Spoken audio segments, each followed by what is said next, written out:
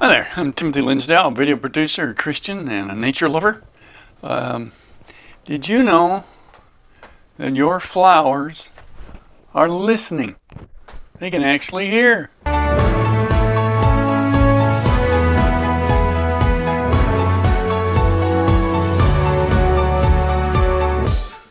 Before we start, like and comment on my videos, subscribe to my channel to support my channel to keep going and doing these things.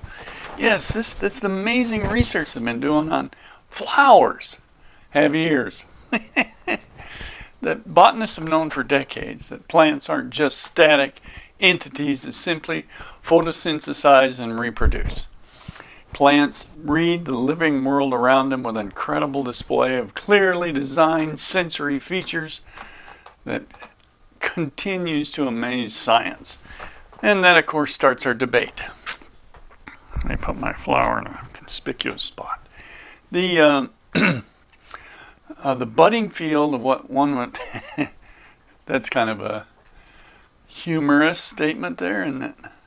It's a budding field in botany called plant acoustics.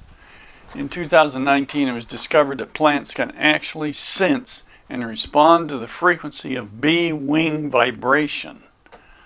Bees' wings vibration. Now that's sensitivity. Put another way, some plants hear with their flowers, or at least one species of evening primrose was investigated to find that out. The amazing, it's amazing on a number of levels. First, scientists from the University of Tel Aviv, they noted the speed of response when a plant first hears the vibration, if you will. Within 3 minutes, the plant temporarily increases the sugar contents of its nectar by 20%. And it's like immediate. Hearing this bzzz, you know how you are when you hear something near your ear. But the thing is, it's not only designed, if you will. Now here's where the argument's at, is what was first, the flower or the egg? The chicken or the egg, or the flower or the egg? And some would argue you got to have both at the same time to make this thing work. The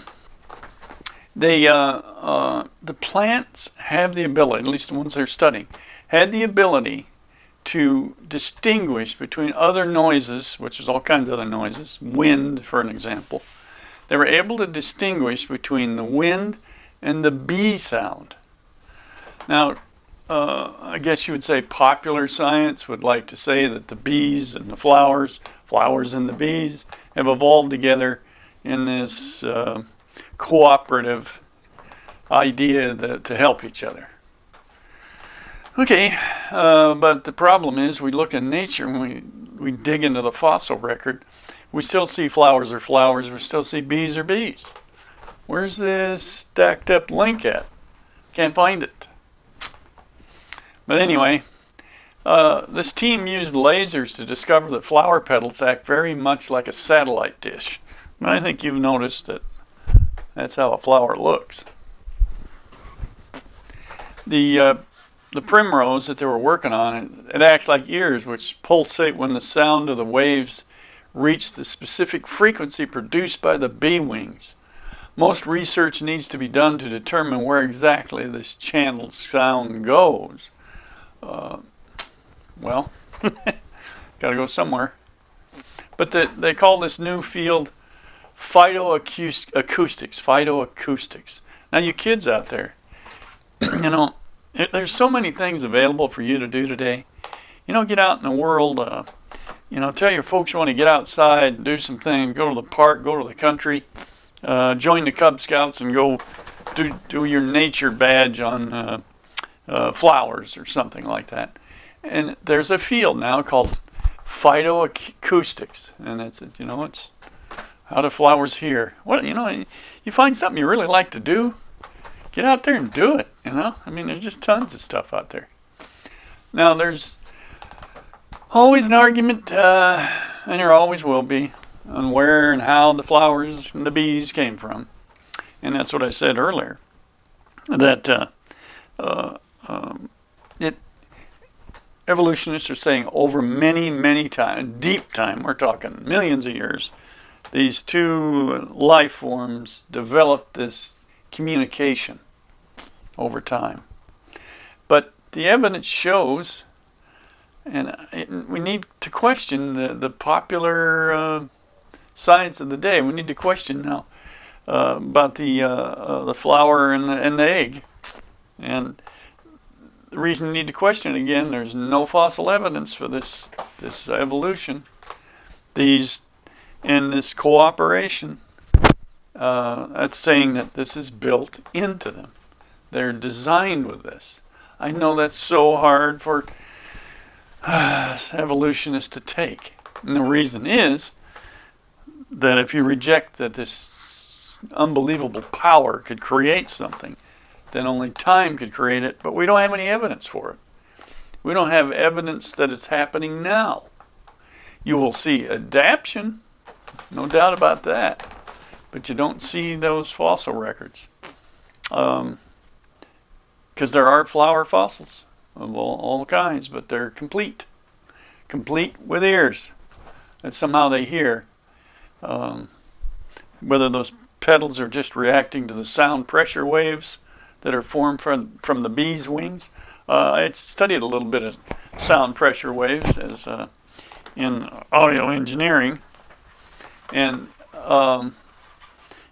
that's how you hear. These waves of something creates sound.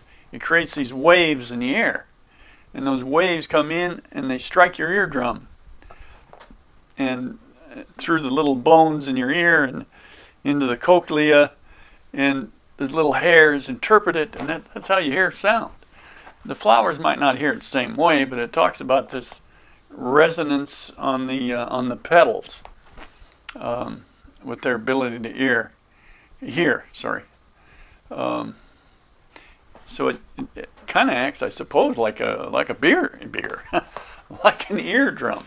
That resonance, that vibration, that it could tell and immediately produce 20% more sugar in the nectar for the bee. So the bee is getting its nutrition that it needs, and for the flower to reproduce, it needs to have like a bee moving from flower to flower, pollinating other flowers that's the reproduction process for flowers. And it has to have some kind of a mechanism to do that. Now the great thing, of course, about bees, when we talk about sweetness, like the honeybee, they produce that wonderful substance called honey. And you know how great that stuff is. It's just great, and it's healthier than things like refined sugar or corn syrup. Syrup is better, and I love syrup on my pancakes and my waffles. Hard to beat stuff. So anyway, there's some information on how the flower hears. Let me get my flower out again. Of course, my hearing is getting kind of bad, so hopefully the flower's hearing is better so that we continue to get honey from honeybees. And it's interesting how all that comes together and they work together. And so again, doesn't the evidence show us that the bee and the egg and the flower and the egg had to come together to work, to function? That's what the evidence shows us. The chicken and the egg came at the same time.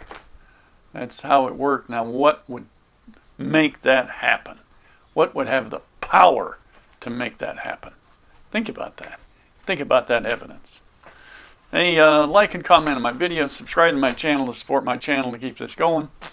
And, get out there, get in the world, smell a flower, observe it. There's plants out there that actually move if you touch them. And monkey flower is one of them. That's fascinating stuff. So, you know what? Get out there and make it a great day.